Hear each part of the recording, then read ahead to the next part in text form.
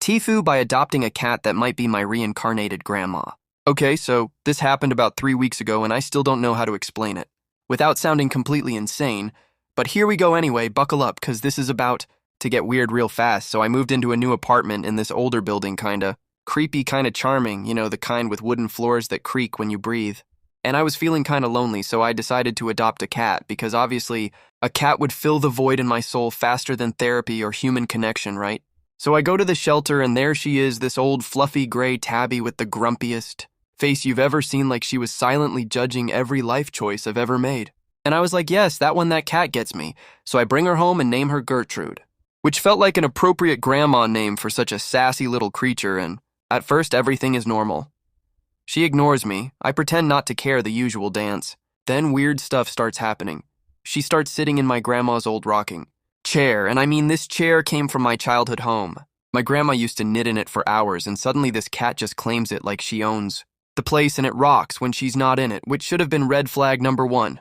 But no, I just assumed maybe ghosts or wind or something because logic is overrated. Then she starts doing these things that are just too specific, like pawing at my knitting basket, which I haven't touched in years because I never learned to knit, but my grandma tried to teach me.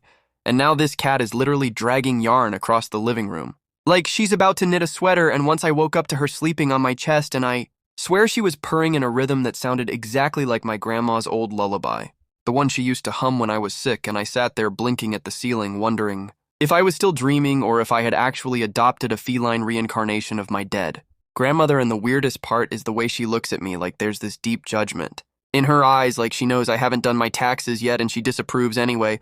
Decided to test the theory one night. I whispered, "Grandma, if that's you knock something over," and she stared at me for a good 10 seconds, then walked straight into a lamp and knocked it to the ground. No hesitation. I still don't know if it was coincidence or if my grandma is using a cat body to haunt me into becoming a more responsible adult, but honestly, it kind of works. I've started meal prepping and flossing again, so maybe it's not so bad. Moral of the story, maybe think twice before adopting a cat from a shelter, especially if she gives off stern matriarchal vibes and seems to silently shame you for drinking out of the carton, because you might just end up with a reincarnated ancestor who won't let you live like a goblin anymore.